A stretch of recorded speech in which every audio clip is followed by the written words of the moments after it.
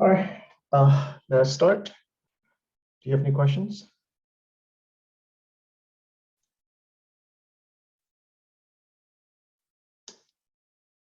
Okay. So anyone has any insight on the NASDAQ mystery that they'd like to share?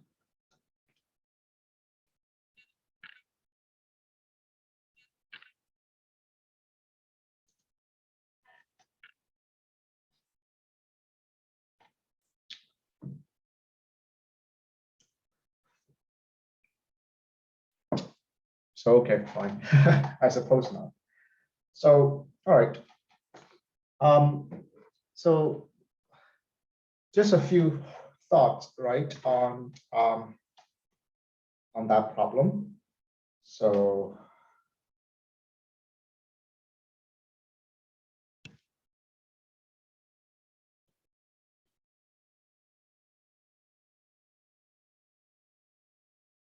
actually, right, I mean, this is verifying anything empirically. And I feel like, right, I mean, while in school, we don't do this enough, right? And I mean, probably for good reason. First of all, you see that empirical verification is messy, right? It rarely follows what we expect it to follow. Getting data is not easy. And also, right, trying to track down the problem. If it doesn't agree, is also hard. But anyway, on the other hand, if we don't do this, then I think, right, it's just like we close our eyes and try to have faith, right, on things that we do are correct. So even though, right, again, we talk about Black-Scholes PDE, I mean, it's really about anything. And so one, right, is necessary. I mean, in fact, I would say, right, that when you go out there and do your work, right, people hire you as quant or as professional in some areas. This is exactly why they pay you the money, right? They don't pay you the money to tell them that the theory is true. Hold on, let me see here. Right. Okay. So there's that. Right. That's also a good thing, Xingmei. But let's get to that. Right. Of course, this is why this problem is interesting.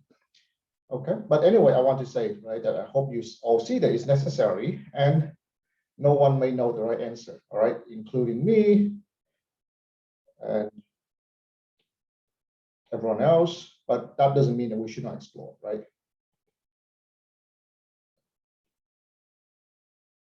But second one, right, is actually when you do these kind of things, right, we need to understand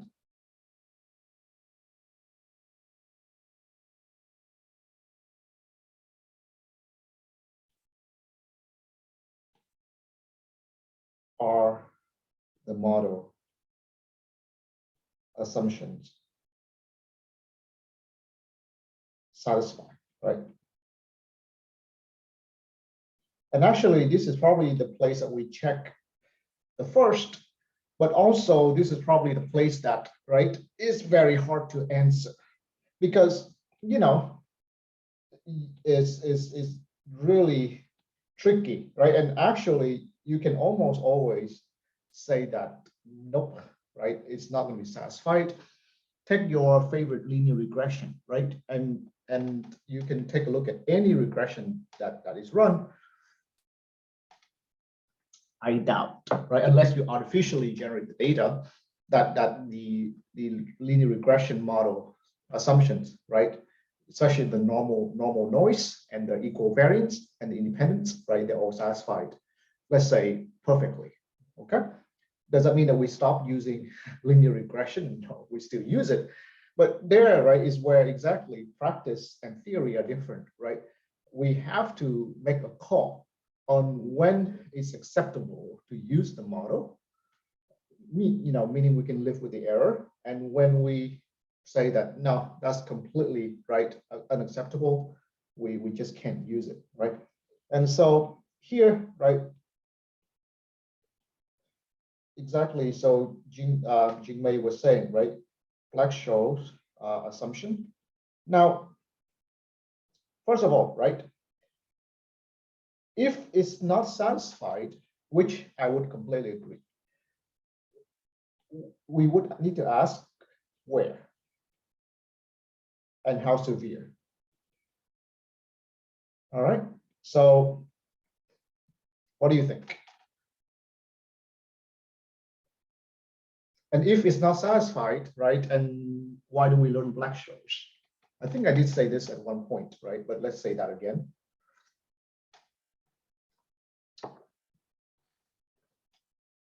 If Black-Scholes is violated, right? Where do you look for at the first place that it's going to be violated?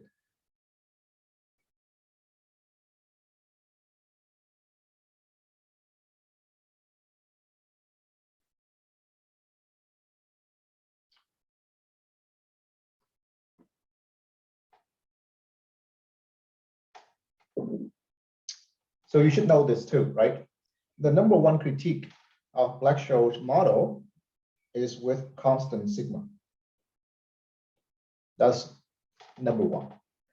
Number two could be constant R, but you know, these days we don't have to worry about that too much because you know R is very low.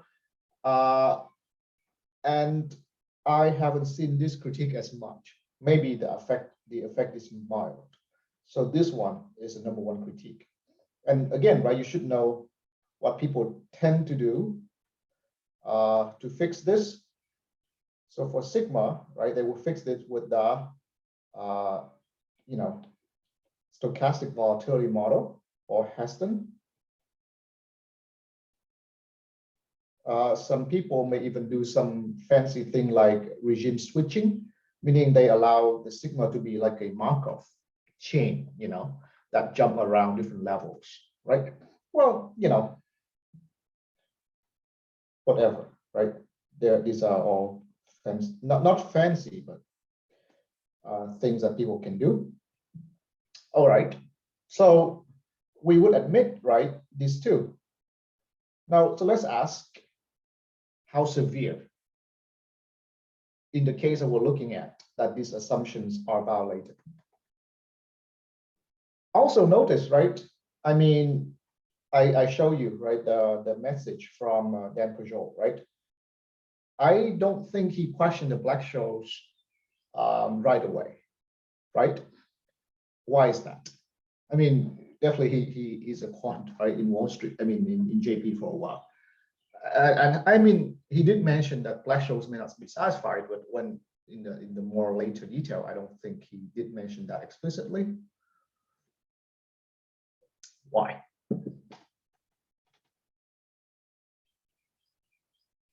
So that's about how severe, right?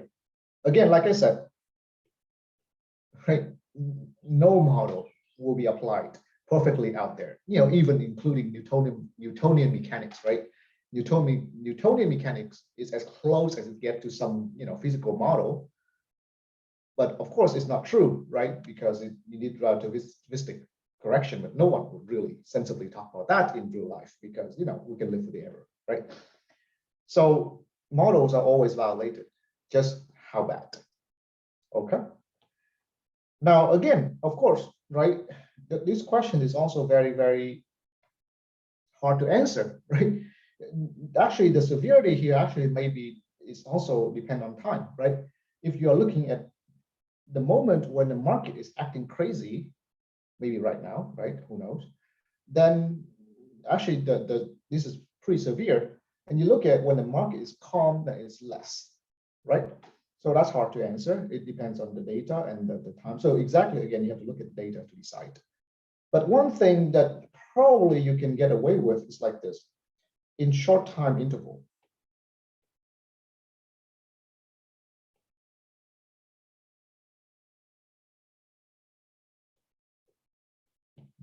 All right. Why is that?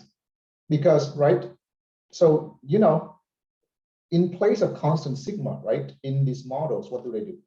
They let sigma be a function of time, right? And maybe some random event. Okay. Now, I guess, right, even in regime switching or stochastic volatility, this sigma cannot be too wide, right? Otherwise, it's a little bit weird. So in other words, if you allow the time interval to not be too far away out, like a month ahead, then, right, even though sigma can be perceivably moved in the future, approximating with a constant may not cause a severe error, right? This error may be large if you go out like very far away, like a year. But let's say a month out, probably, right, it won't be too bad. Again, right, who knows? This is maybe okay, but okay. So these are the things, right, that we can try to diagnose. Of course, one more thing, right, that I remember right away is the dividend, right? Which, by the way,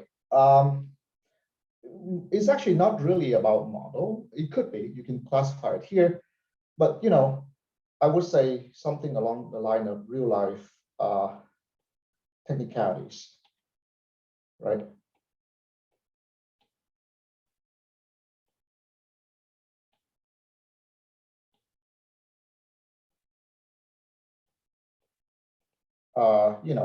What do I want to say here, right? Dividend,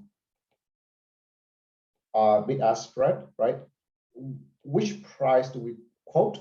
Yes, because you see, I mean, any error we incur might also affect, right, how we calculate the other stuff, right? Then, right, he used some kind of linear regression to get a spot price. I didn't look carefully into that, but right, even him, right, doesn't trust the quote of the spot price. In other words, the stock right away, right? This, time delay, right, of information, also, right, maybe here's another one that I don't know if it's, so basically, right, in real life, numbers are not clean, right? There are many, many things that can affect, you don't even know which number you want to quote, right? For example, we did ask that question, and I agree, it's not that easy to answer. What kind of rate would you quote, right? Again, right now, it doesn't really matter because it's close to zero. But suppose it's non-zero, right? How do you quote the most accurate rate to plug in here, right? So that kind of thing. But also, right, another thing that is something you always want to keep on the back of your mind is how are the numbers calculated?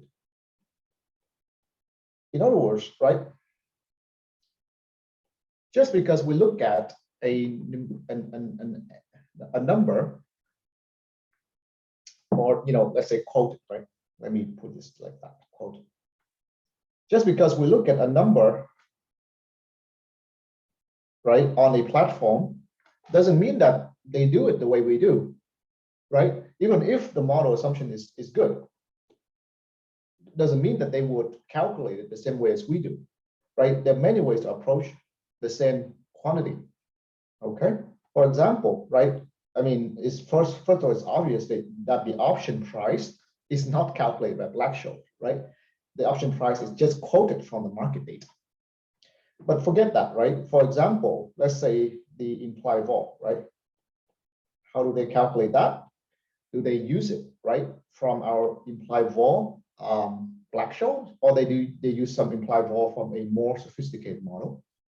Do we do some correction, right? Already, that's one.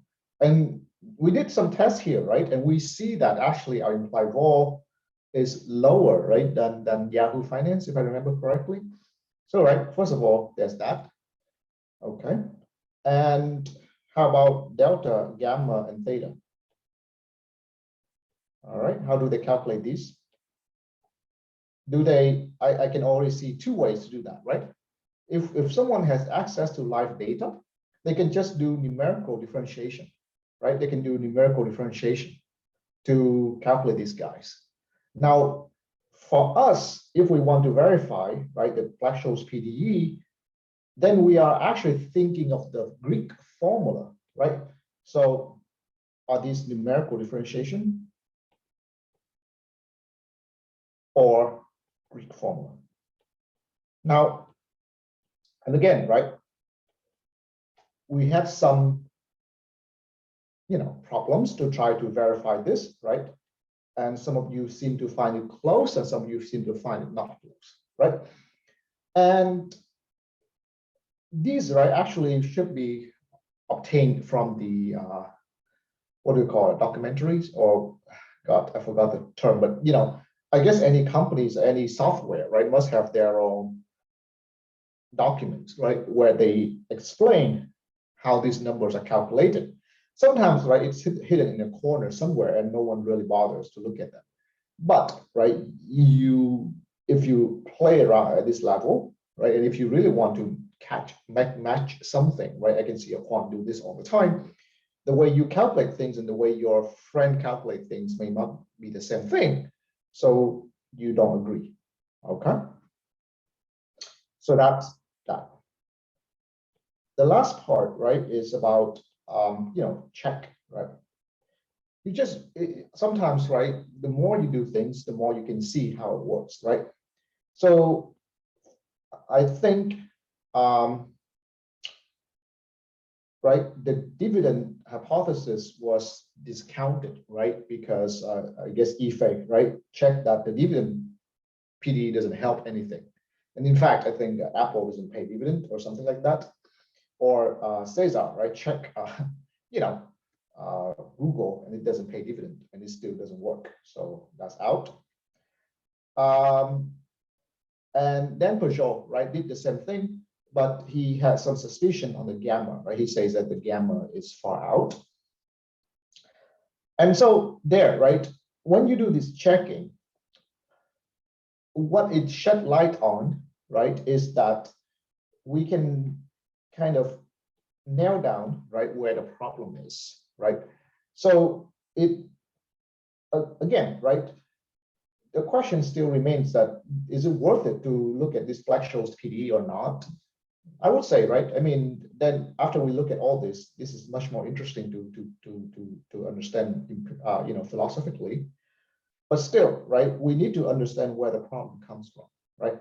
So delta, I think most people think is okay, right? Gamma, then Peugeot seems to have a problem with. But then I think, then Shinan, right, shows me some calculation yesterday, and she showed me that delta and gamma are okay, but theta is completely out of whack.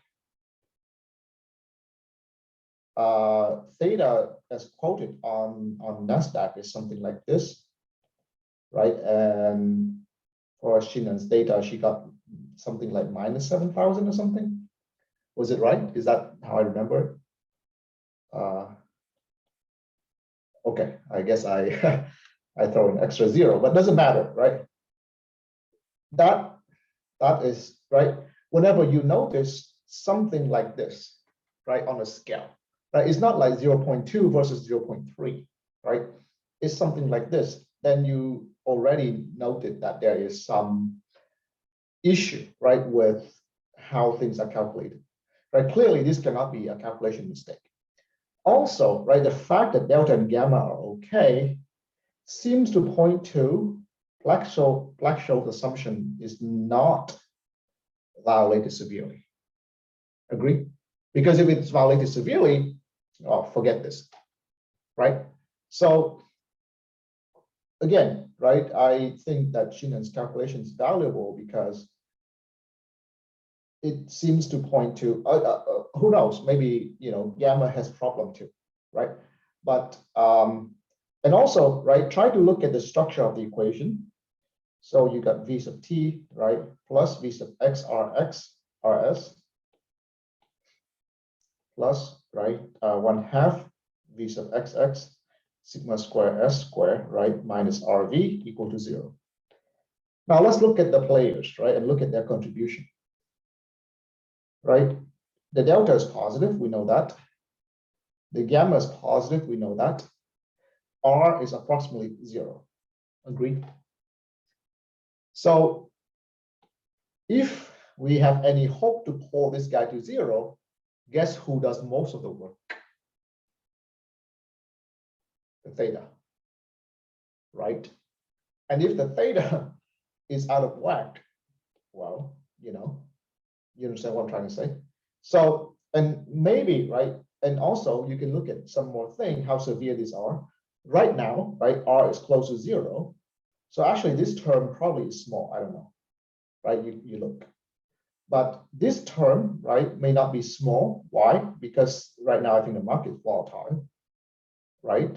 And again, Dan's concern, right, that this is sensitive. So in fact, right, I would zoom in because R equal to 0.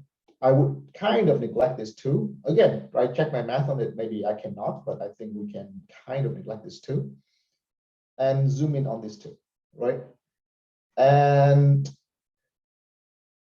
so if the calculation is like this, then maybe NASDAQ has a different idea about what they call theta than us.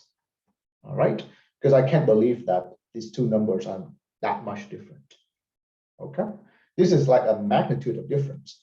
So I was suggesting to Shinan that maybe NASDAQ was doing it on a different time scale, right? This probably is an annual kind of scale, and this is probably a daily scale. I don't know, right?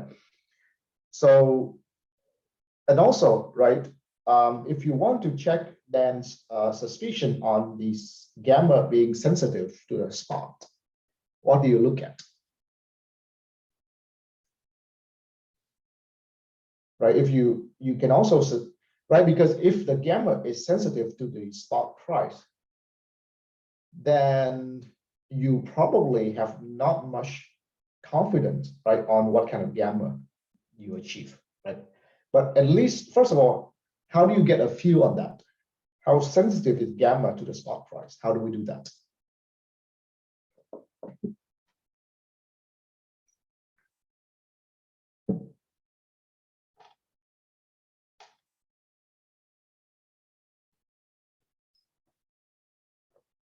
Well, I believe this is one of the Greek too, right? It's just not the Greek that we usually talk about. It should be the third derivative, right?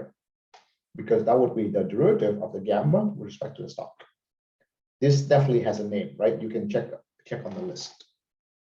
Okay, the third derivative of the stock with respect to the option with respect to the stock price, right? So you can just look at the theoretical value and see how large this could be. All right. I mean, just from the theoretical point of view, how large can this be? Right. If this is a pretty large number in around the range that we're looking at, then that does mean, right, that gamma is quite sensitive to the stock price. That means we don't have as much faith in calculating this number. Okay.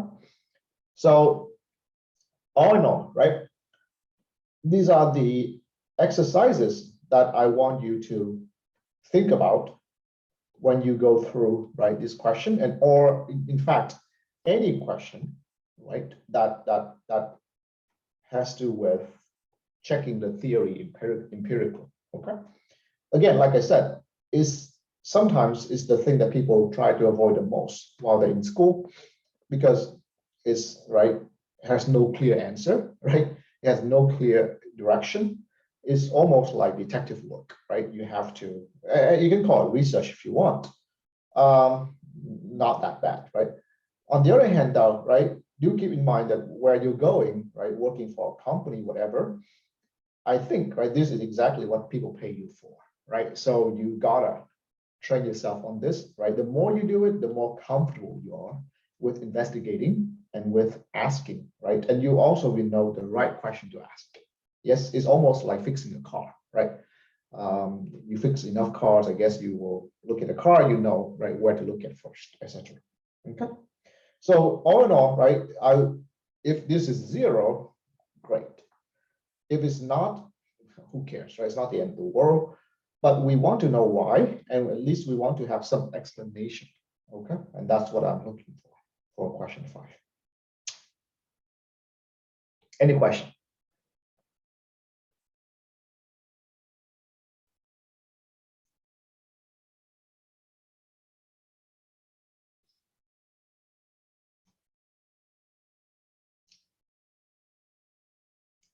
All right, so there's that. So now let's go back to let's go back to our theory, right? So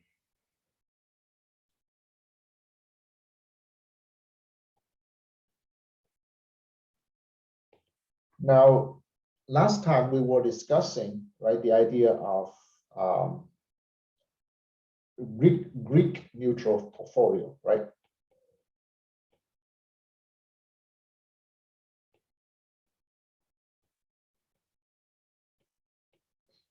And the idea was, right, that if you hold a piece of option, right, suppose you have V, right, as an option, then the portfolio is VT, right?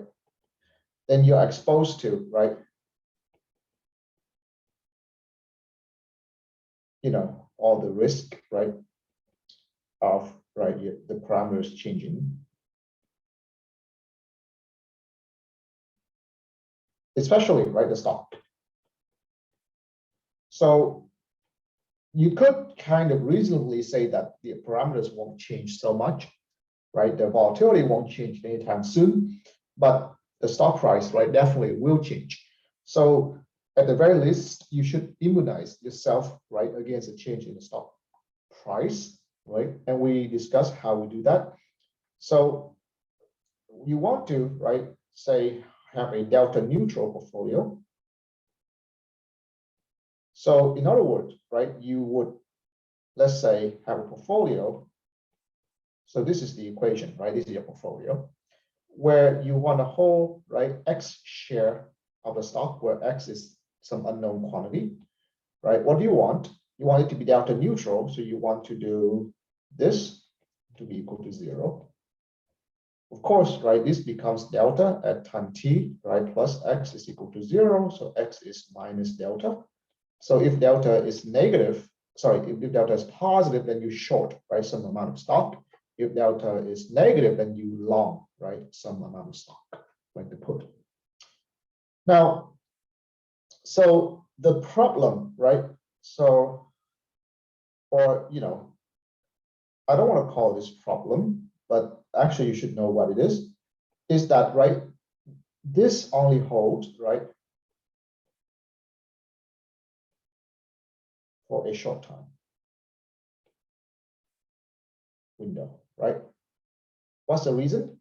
Because this calculation, right, is based on this assumption that the delta is this number. But let's say, right, that t moved to t prime. Yes. And you look at the same portfolio, then the stock moved to st prime. But that doesn't matter because the partial derivative of stock is still 1.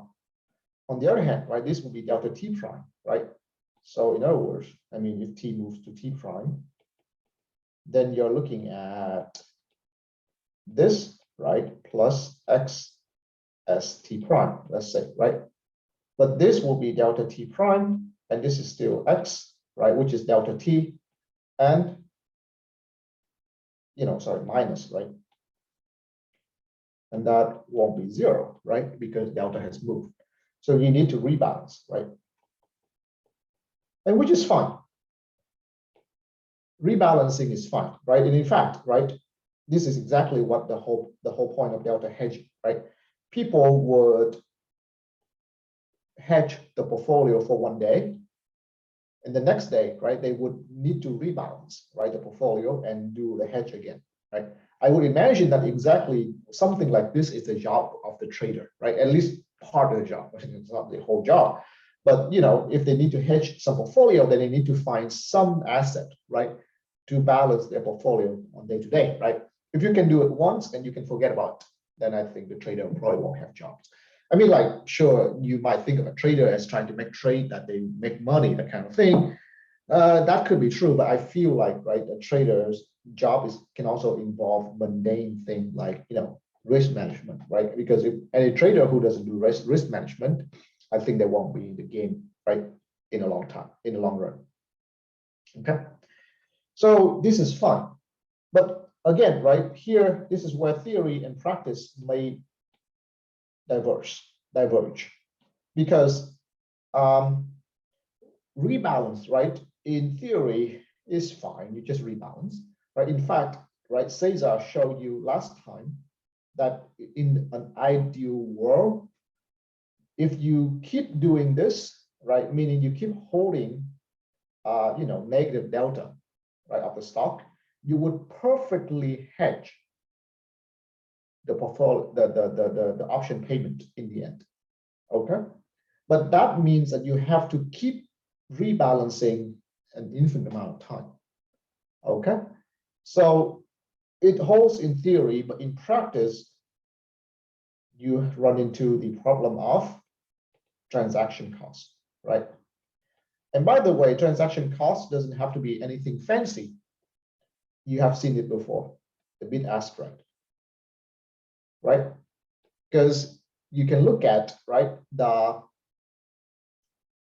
quote, right, on Yahoo Finance or NASDAQ or wherever you have it, that, you buy and sell, right, at different prices, right? So when you rebalance the stock, right, you will have to, right, if you buy, right, you will have to buy at a higher price, but if you sell, you have to sell at a lower price. So anyway, right, the movement is going to be against you for a small amount. And so if you do it for many, many times, then you will incur a large cost. Okay. So again, right, there are many answers to this. Maybe try to not rebalance so much. Maybe try to deal with liquidity asset, right, where the bid-ask spread is small or the small transaction costs. Many things, right? But again, right, that's why I find practice is very fascinating, because there's no one true answer. But one thing you should know is, well, you can take one more step, right, to go to a gamma neutral portfolio, right? So this portfolio, right, is not gamma neutral because its gamma is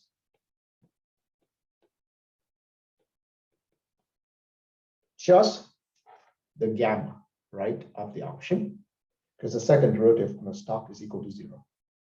Okay.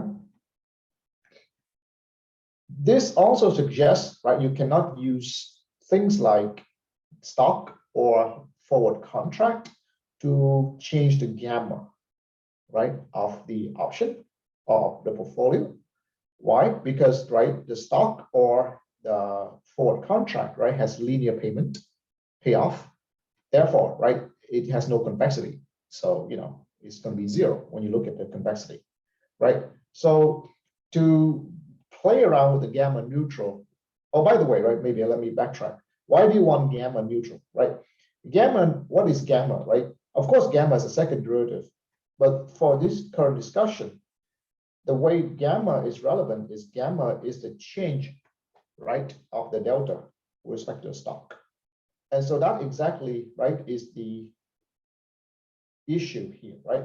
As time move a little bit, so here, right, our problem is exactly on the assumption, right, that the delta at the next move is not the same, at next time is not the same as the delta at the previous time. But why is that? That is because, right, stock has moved, right?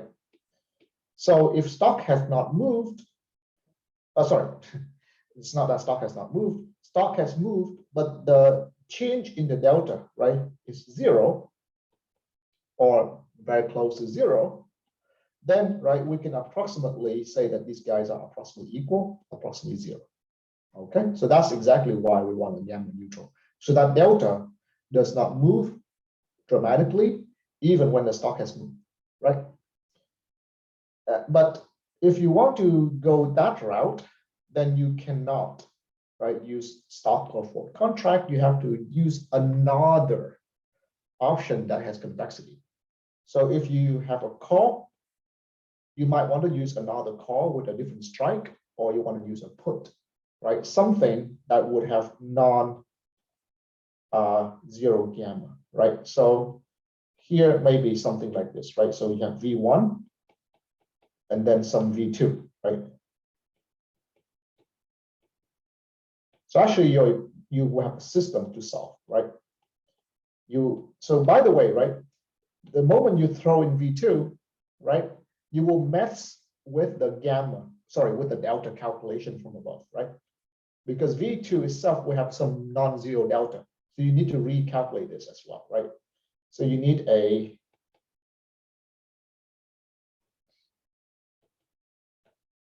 system, right, where it's both delta and gamma neutral, right? I mean, there's no point, right, to make a portfolio gamma neutral, but not delta neutral, right?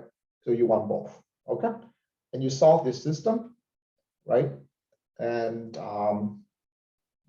you will have the portfolio. So this will be more stable, right, to market movement than the above. Of course, right, the problem is you will have to make it more complex. And then, right, this is, again, in theory, we can do whatever we want. In practice, right, searching for this V2 will also be a challenge, right? I think that's exactly what the trader does. Because, here, the theory doesn't say any choice about V2, right? In practice, probably you want to get the V2 that is most liquid, right? Again, minimize the transaction cost, or you want to find a V2 that's most correlated to V1, who knows, right? Depends on what you want to achieve with your portfolio, right? Here, I just want to mention the concept and some kind of, intricacy, right? That's connected with that. Okay, and you solve for X and Y. Again, right, this doesn't mean that you will, right, be okay for the duration of the option. It'll just gonna keep you alive, alive. It's gonna keep you balanced, keep you, neutralized, right, longer than only delta neutral. But again, right, after a while, you will still need to rebalance. Okay. Any question on this?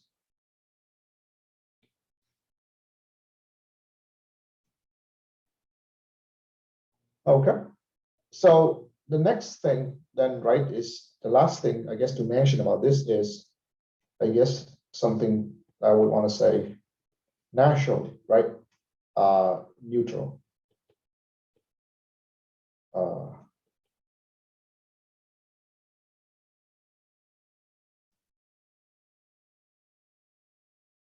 So, right, the whole discussion above kind of makes you feel like, wow, this is really annoying, right? Well, who knows, right? Again, it depends on your goal. But if you agree, and I think this is actually true, that searching for delta or gamma neutral product is desirable out there, then it makes sense that people would like, right, to have something that's delta gamma neutral to begin with.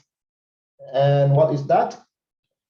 Well, right, that's somehow my favorite, right, product to ask on the exam and homework, that kind of thing. The butterfly, right, is naturally almost delta and gamma neutral, right? I mean, why? You just kind of calculate, right, the delta and gamma of this guy is close to zero, right? Of course, it's not perfectly zero, but it's small enough, right? And that's actually, I think, a lot of you guys don't comment on when I ask you to look at the gamma and the delta of the butterfly, right? That even though it has a shape, that shape overall, right, has very small magnitude. So, you could kind of ignore it if you only have a one share. Of course, right, if you have like 100,000 shares, then right, that will be significant, right? But if you have one share, then you can almost think that it's almost neutral, right? Same thing with the condor, right? Again, I'll let you take a look. But the condor, I think, is almost also delta neutral. I'm not sure about the gamma. But these things, right, are popular, right? Because I guess in terms of the Greek, right, you're not exposed to the market movement as much as, let's say, a call option. Okay. So that also explains why these products are out there.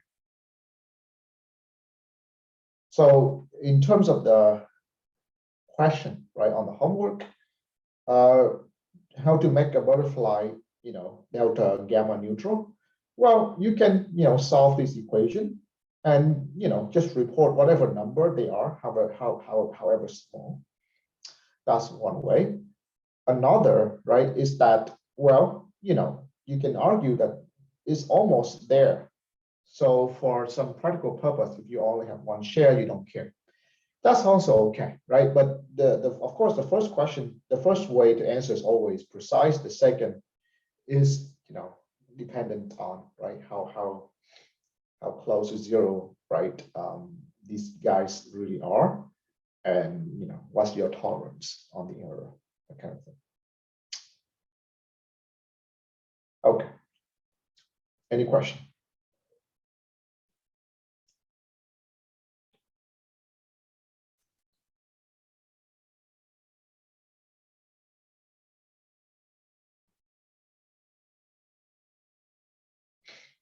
All right. Oh, by the way, right? There's no reason why you cannot make something, let's say, vega neutral or theta neutral, right? I mean, definitely, right? Apply the same concept. But again, right, these two are discussed the most. The reason is, again, right, they're the most sensitive, right? I mean, stock price will move all the time. You can argue, right, that volatility will not change in a calm market too much, so you don't have to worry about vega shock. Theta, I don't know, right? Calendar, right? I think there's something called calendar product. So look into that if you're curious, right? So it plays around with theta. But again, right, that's really the financial aspect that I strongly encourage you guys to look into. That will only help, right, for your discussion or interview and that kind of thing. Okay, all good.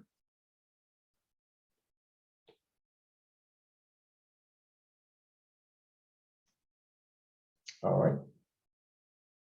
So we're kind of done with the basics, right, of Black-Scholes model and all the aspects of finance, right, that is involved around the Black-Scholes. So I hope you understand, right, the point.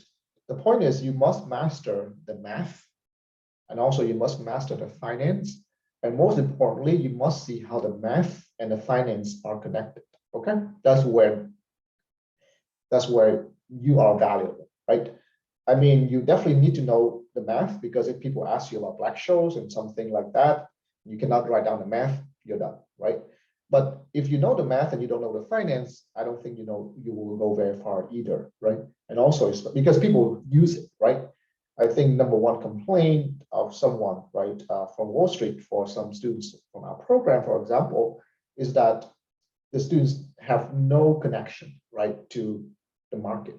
Okay, meaning that they don't understand how these products work, what are the structures, or what it means.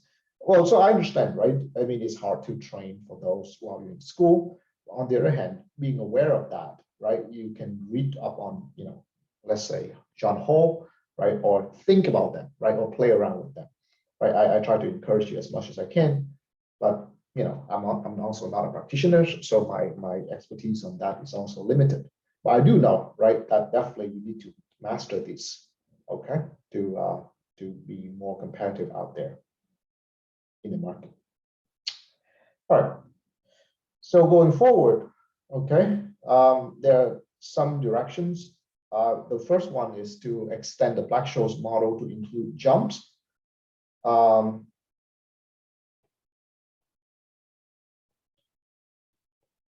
I think someone mentioned that Casper, Professor Larson teaches Levy process in computational finance.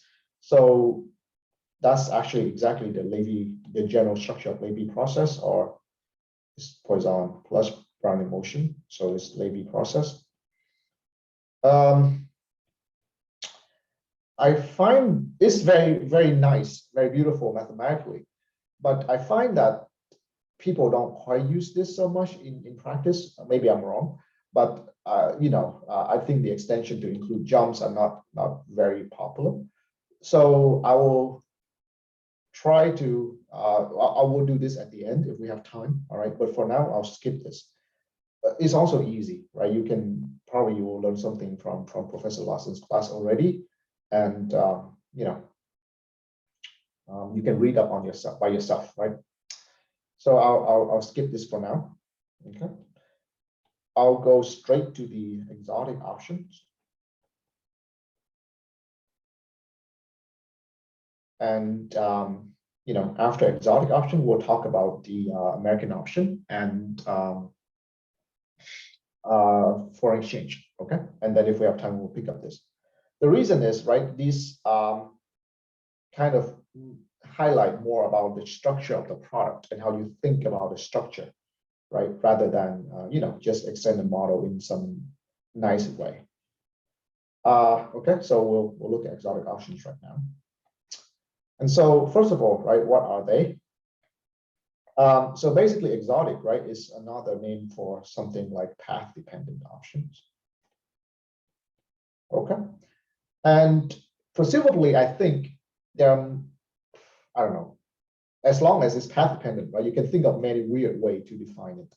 But traditionally, right, there are three types that are most popular: barrier, look-back, and Asian. All right. So let's describe what they are.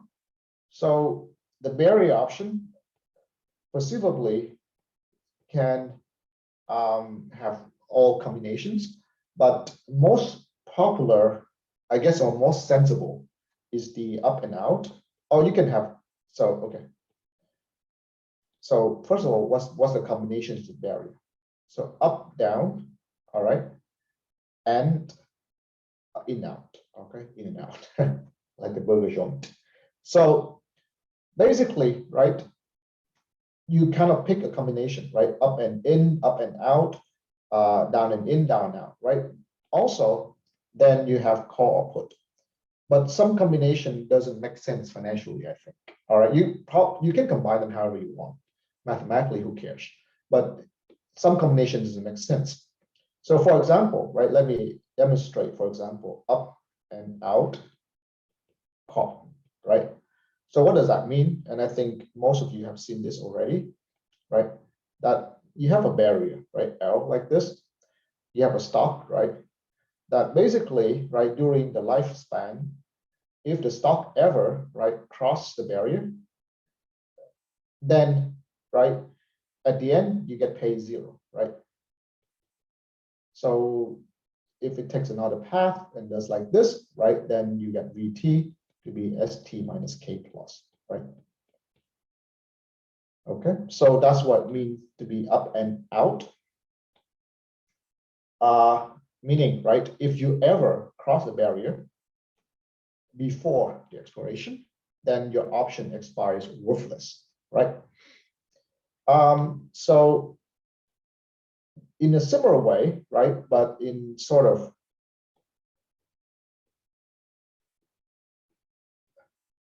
a reverse, you can have down and in. So what does that mean? So here, right now, the barrier is kind of placed in the opposite way. So somewhere here, for example, right?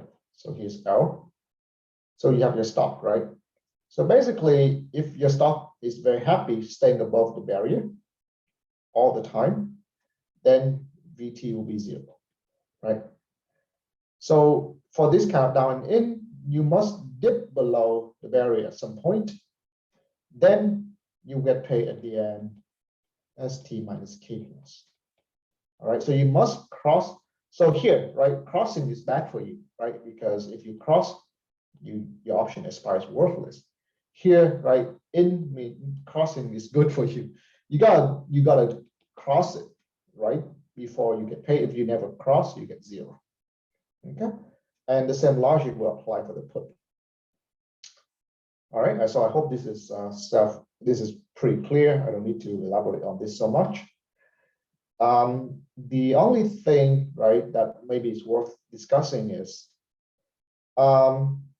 so I mentioned, right, some combinations doesn't quite make sense, but let's just say it, right?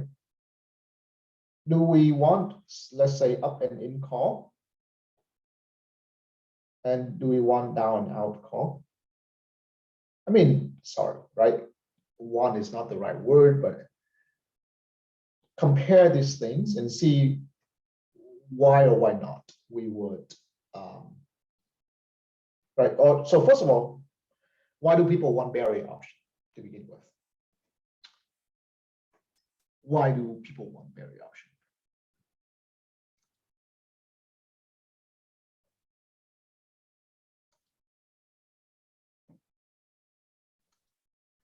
The barrier is the first one?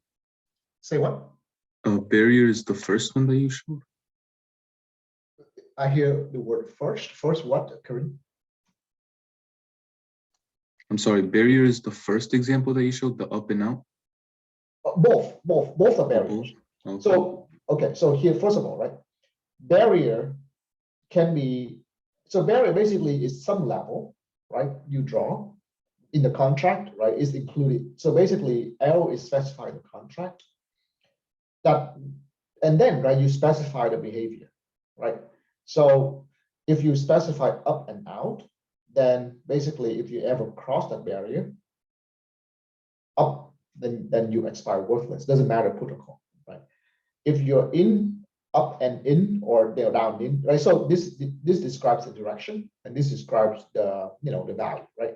So if you are down and in, that means you must cross below before you can kick in the option. If you never do that, then you expire worthless. Does that make sense? So both are barriers, right? Both are barriers. Okay. It's just different behaviors. Okay, it's just different behaviors. So okay, so I assume that some of you haven't seen it, right? So any question about this behavior that you want me to clarify, or because again, I suppose this is pretty clear, but any question? All right, so why do people like, or why is there some demand for barrier option? Right, again, right, you want to understand what the purpose of an option is. Okay, like call option, maybe people want to play with volatility, right? Butterfly, they want some sort of risk, not risk neutral, delta neutral product, or that kind of thing, right? Why would someone want to have barrier option?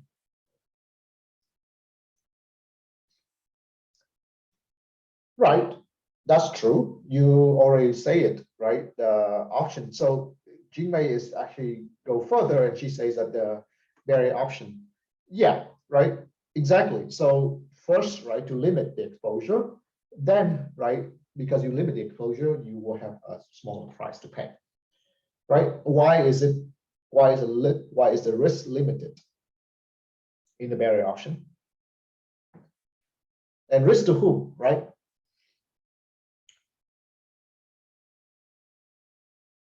Risk to the option seller, right? Why is that the case? Because, for example, right, look at the call option. Now, this won't happen, right? We all know it won't happen, but in theory, right, what's the maximum payout that a call option allows?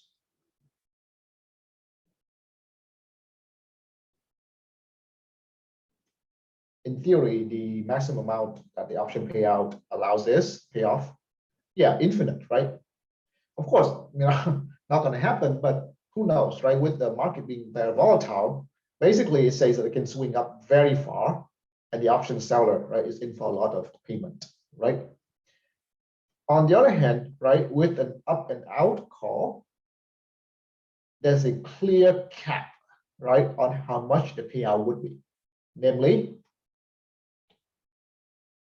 L minus K, right? And in fact, right, when we draw this picture, we never really say the relation between L and K, but for up and out call to make sense, it must be, right? Does that make sense? If K is less than L, you think about it, right? The option won't make sense, right? Because you must, if you're above L, then you're out, but you must, but if K is less than L, then, sorry, if L is less than K, right? Then that you understand what I'm trying to say?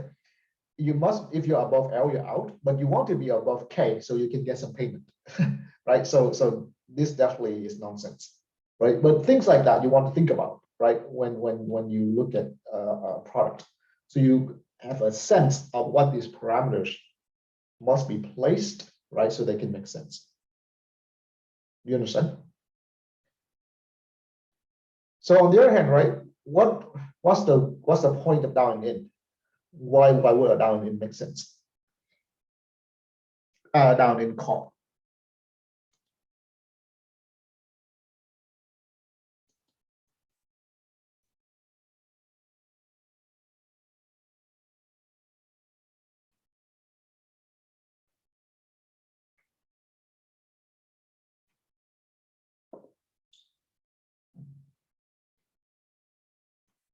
Well, so here, right, exactly the same reason that the option seller, right, is afraid, right, is concerned about exposure, right? Maybe ST goes too high. Now, of course, right down in will kind of put a direct cap, right, on the payoff, like up and out, but it kind of put some damp, right, on the behavior of the payoff. Why? Because, right, obviously here L must be low, right? L must be kind of a little bit lower than K, I think, right? Here, actually, L should be lower than K. Why? Because what you're trying to say, right, is that the stock must be, no, I don't know. I mean, maybe it doesn't have to. Sorry, it doesn't have to. Anyway, right, it depends on how low you want the L to be.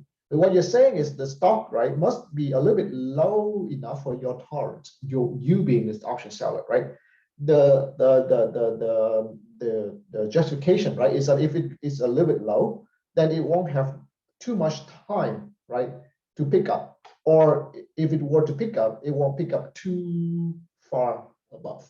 Does that make sense? So if it has been down right before, right, that's the specification of contract.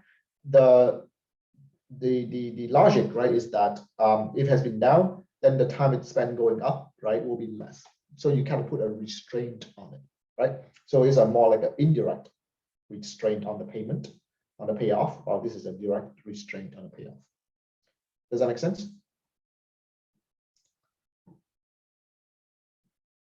So for that reason, right, you see why up and in call, right, even though it's conceivable, even though we might be able to do it, it doesn't make quite a lot of sense, right? I mean, not quite a lot of sense, but may not make direct sense, right? Why? Because, right, the point is risk management, right?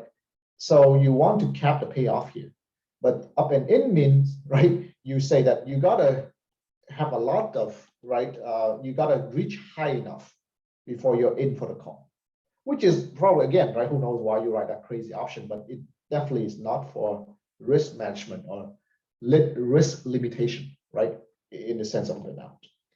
Similarly, right, down and out, right, you want to, so in a call, you want to, from the option seller's point of view, you want to encourage the stock to go down.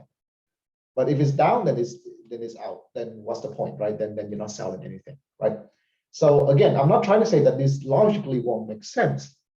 You can write them, they still have some value, but most of the time, right? You know, financially they don't have as much purpose, so they are not as intuitively clear as these guys, right? So similarly, right, for the put option, you would have up and in and down and out put. Is that okay? So that's what barrier is. Any questions so far?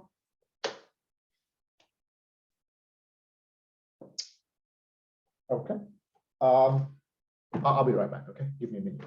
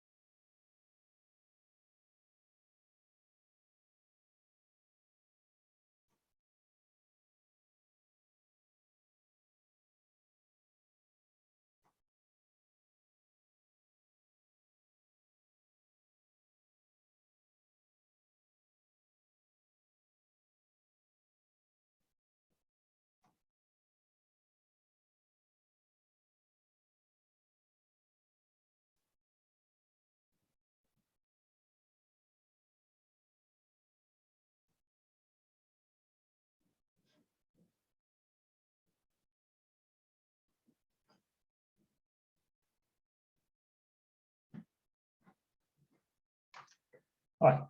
So we will, right? So basically, like I said, there are like, 8 possible combinations, right? 4 of them won't make sense. But we will also only talk about up and out, right? Call. And we'll leave the rest for you to kind of, think about. I mean, it's similar logic. But so first of all, right? So we focus on up and out. And so how would you write down the payment, right, for up and out? So up and out payment will be, right, the payoff would be ST minus K, right, plus only, right, if the max, right, is lower now. You can probably, it doesn't matter if you put the equal here, but right. So the indicator function, right, shows that if the max is ever, right, so if you ever cross, right, that means the max is above, right, then you get 0. And if you always stay below, then you get this payment. Okay. Now, so notice one thing, right, that here, there's this guy right here, right? This is called the max, or we'll define a process out of it. It's called the running max. All right, we'll look at it. But this guy will be one of the feature, right, in this exotic option, which will show up again on the next one, which is look back. So look back, right, in theory, only means that the option payment, the payoff, depends on the max.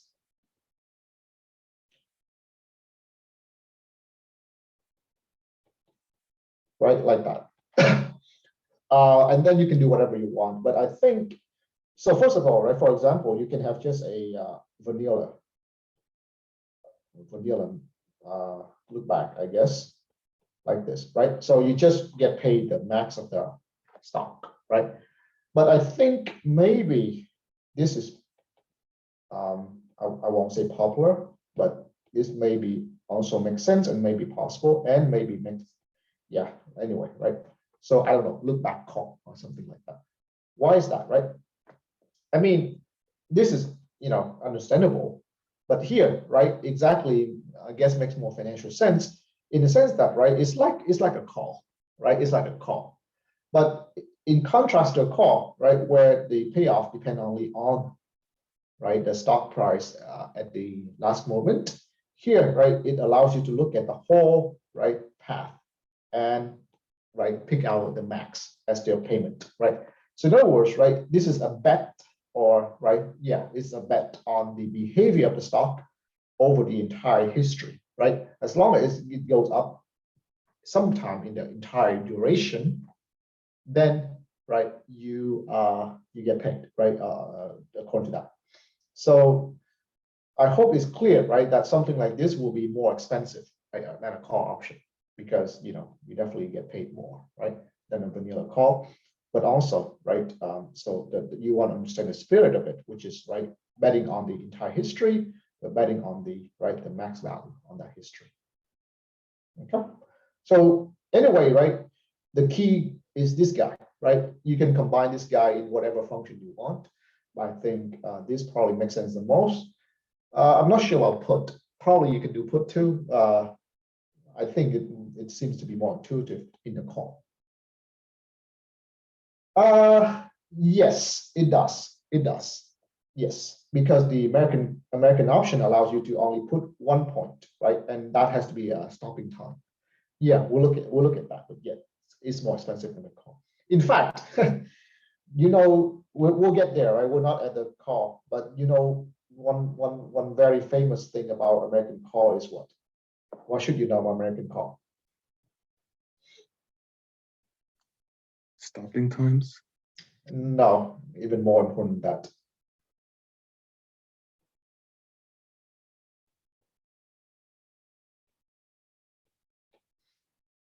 American call and Euro call are not different. therefore, right, then it's even more clear, right? Of course, this argument is tricky. We'll explain that when it comes to American option, right, chapter. But American call is equal to European call. So therefore, right, your question definitely get answered, right, based on this fact. Is that okay? But we'll explain this later. All right, and the last one is the agent, where the payoff depends on the average.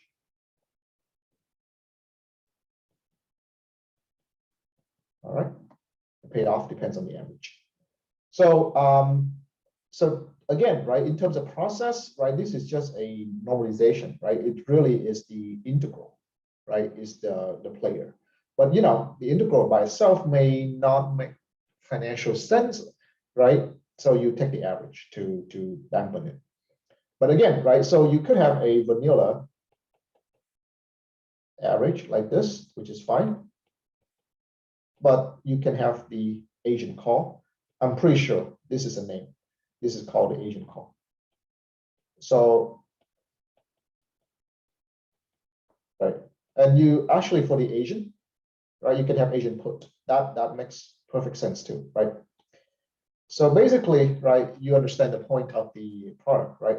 So in place of the final price, right, either for call and put, you do the average behavior, right, of the stock, you know, as the kind of, you know, the payment point, right? So there, right. It's hard to say, right, whether Asian is more expensive or less expensive than you know, their European counterpart, right? But it makes sense whoever buys this product, right? It makes sense what they want to do, right? They don't want to bet on only one day behavior, right? But they want to bet on the average trajectory throughout the entire path. Is that okay? So to recap, right, you see that actually for barrier, look back, and Asian, right? There are only actually two players. The first one is the max or running max process, and the second is the integral process. So we want to understand these, right? To understand the Asian, the exotic option. On the other hand, right? Who knows? Exotic means path dependent. So if someone comes up with another way to look at the path and come up with a payment, that's also exotic, right? But if they come up with they look at something else from the path, that will require like the completely different way of thinking, right? So our way of treatment here, right, are twofold. We want you to appreciate the nature of path dependent. We want you to understand how to deal with these two primal guys, the max and the average.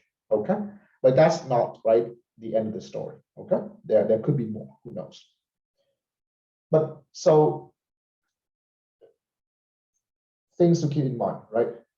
When you deal with exotic options. So first of all, exotic option are OTC only. Only maybe my way, I think so, but you can check me on this. By the way, right, the word OTC means over the counter, right? So what's not OTC? What's not OTC is basically listed, right, on a trading platform, right? Like, I don't know, NASDAQ, you know, oh, so that's not a trading platform, but basically, right, you can look up like Apple options, right, on Yahoo Finance and NASDAQ, that kind of thing.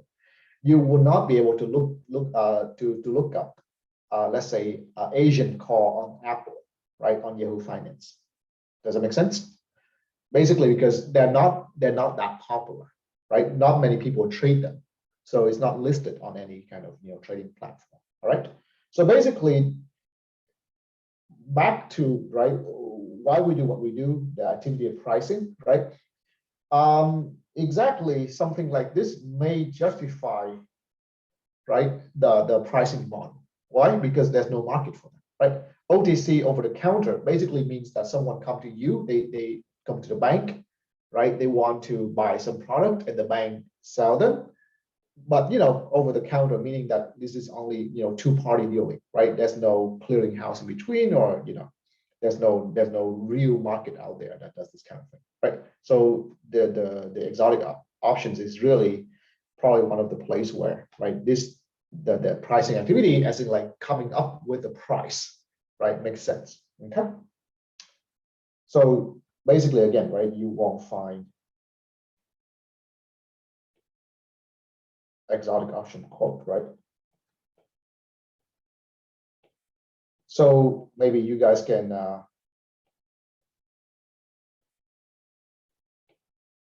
feel more relief because there's no data. Who knows? But for that matter, right? Let me ask this: what are your options? So is European options quoted right on platform? Like what we've been doing so far, right? We've been looking at Yahoo Finance, right? So is European options quoted, right? So are they not OTC? They're not over the counter. So they're quoted all the time on the platform. They're traded very actively.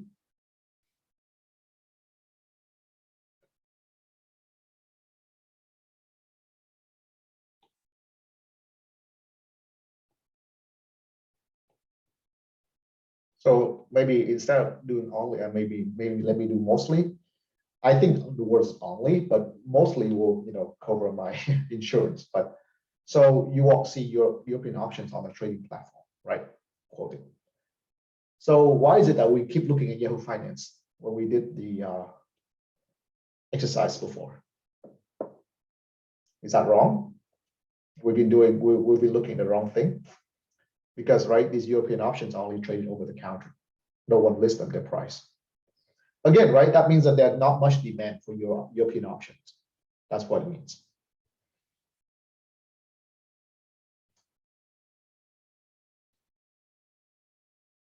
So you've been learning the wrong thing, right?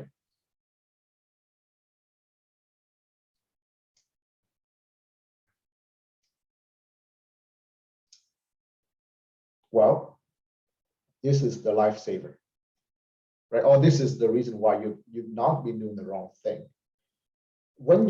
Mostly when I ask you to do problems, right, I ask you to look at call. And again, so basically, right, the only one that's quoted actively is American options. Right, so basically, when you look at NASDAQ and that kind of thing, by default, you can be pretty sure that you're looking at American options, all right, call and put. So when you look at those things, they're American options, they're not European options, okay? But, right, for the call, they're equal. So for that reason, it doesn't matter. You can use those data and look at them as the call price, okay? It's really true. This is not a theoretical result, as I'll explain later, right? This is really a market result that European call must be equal to American call. So no problem there, all right? However, right, it's a fact that American put is higher, right, than Euro put.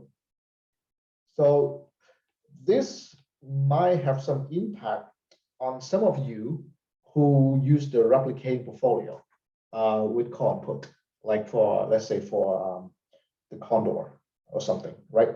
You can do the Condor purely with call, and that's why my solution is only with call, right? Or the butterfly is only with call. If you use put, theoretically, there's nothing wrong with that.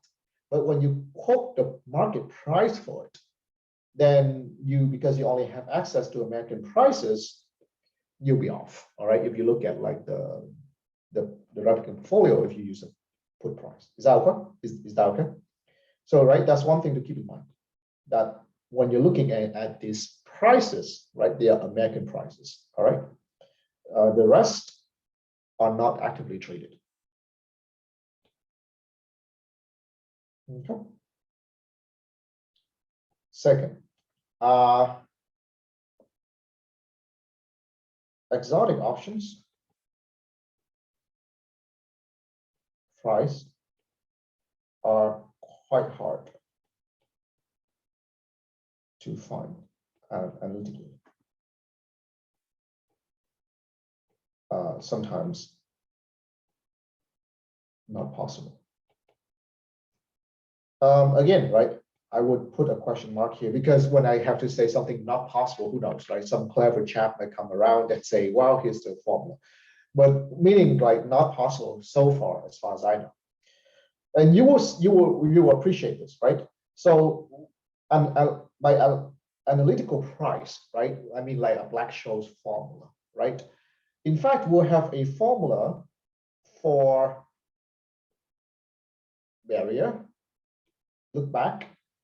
But funny enough, right? You might think this guy is very nice. There's no formula for this in general, right? We'll have a formula for this. This guy's very easy. But when you throw it into a call option, Asian call, and you don't have formula. All right. Okay. So what's the consequence of this, right? And by the way, right, I hope you appreciate the analytical side of things a little bit, even though, right, I try to impress you with Monte Carlo simulation. Okay, that kind of thing. But and actually, here's the point, right? Maybe let me say this, right? But we have Monte Carlo simulation, right?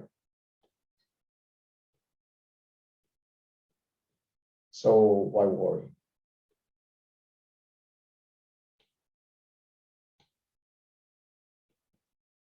So in other words, right?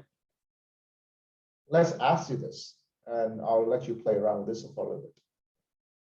Suppose that you want to price something like this under Black-Scholes, right? By the way, right, we're not even looking at any more complicated model than Black-Scholes, right? So the complication, right, of pricing can come in two places: the structure of the product and the model you use, right?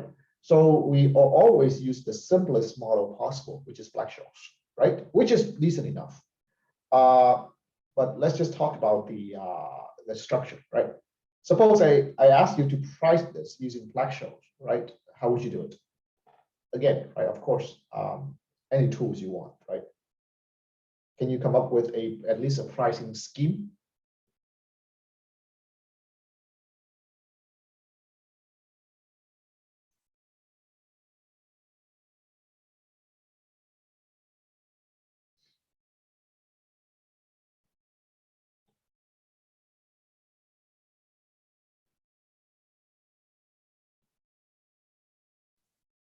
You can use the Black-Scholes formula to find ST, like ST is equal to E raised to whatever, and then simulate a whole bunch of values, like a whole bunch of paths.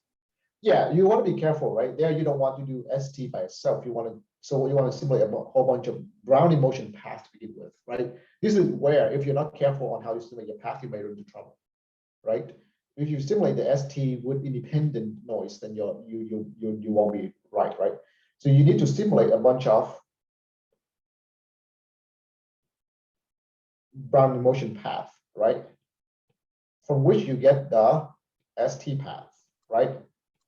From which you get the VT. And then you take the average, right? Is that okay?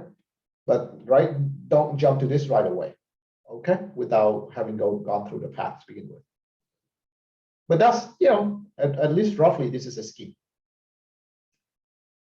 So, so actually, right, this scheme seems to be the golden formula, right? This is what Monte Carlo simulation is. It's so popular.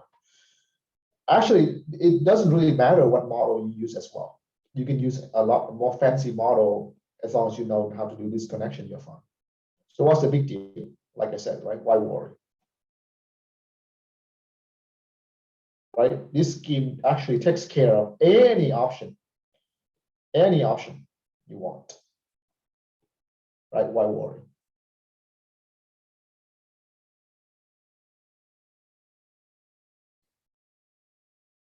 So the reason, right, is exactly a very practical reason that, again, you should appreciate in practice. I mean, in here too. When you run, right, any kind of approximation, right, or simulation, which is an approximation, you have to worry about the rate of convergence. How fast is the convergence? What is your error, right? Now, we haven't done this right, so rigorously, but I hope because it's more like, for Professor Larson's class. But have you looked at the error you incur when you do Monte Carlo simulation? How precise is it? Let's say for Black-Scholes, right? How precise is it compared to the analytical formula? Have you looked at that in Professor Larson's class? Like approximately how many simulations you need to do to get a okay Black-Scholes formula?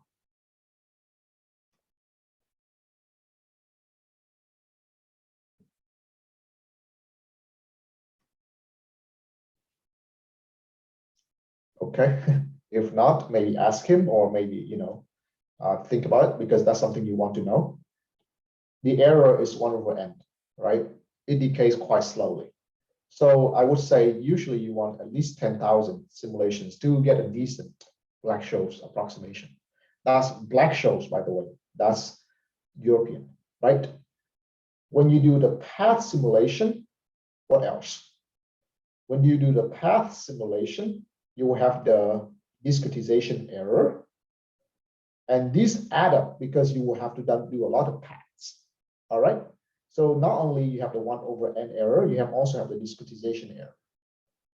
So it turns out that if you just do this naively, your error will be quite large. It will be very slow to converge. Okay. And even with today's computer, the precision is not that great. All right. And when we compute something like the Greeks of these guys, right, which also makes sense, you'll even see it is even worse. All right. So therefore, number 3 has to do with calculation techniques. Okay. And so number 2 and number 3 actually ties together, because 2 is an exact formula. You don't have to worry about anything. So you can find the Greeks directly with 2.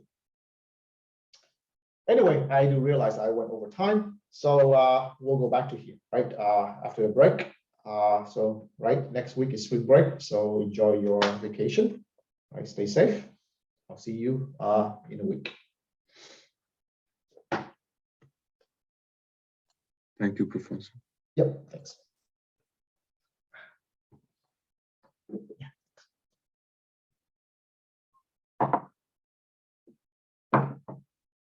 Thanks.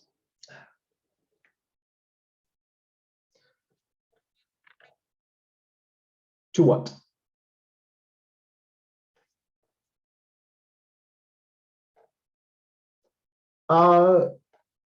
Not exactly. I mean, they both depend on the running max, right? But not explicitly, like you can combine them to get something nice, because if you look back into the way they are formulated, right?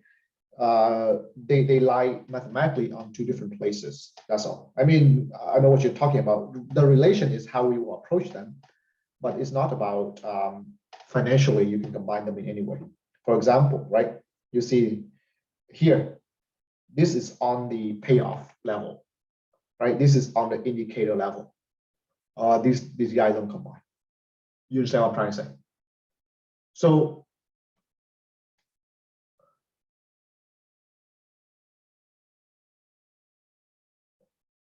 no, that's not true.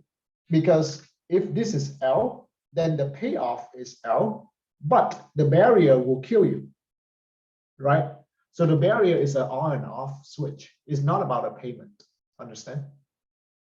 So actually the payment on the barrier usually is still European, still only depends on this.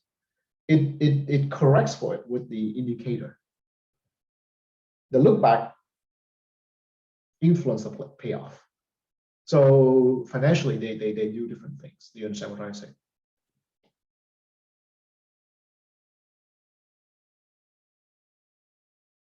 So yeah, so mathematically, of course, they both rely on this, and so the technique we treat them will be related, but financially, no. In fact, you can be exactly your question, right, leads to you can combine up and out with, let's say, I think up and in, or down. I think, yeah, up and down, up and in, I think. If you can combine these 2, right, because of the indicator function, you can combine them into a vanilla code. because the indicator function points in the opposite way or something like that, right? But there, so you can combine two barriers to get back to vanilla. But look back and barrier are not connected financially, at least directly, you know.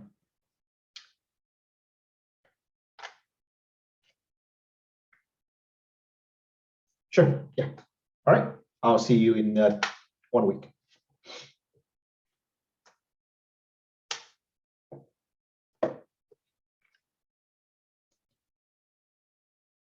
You too.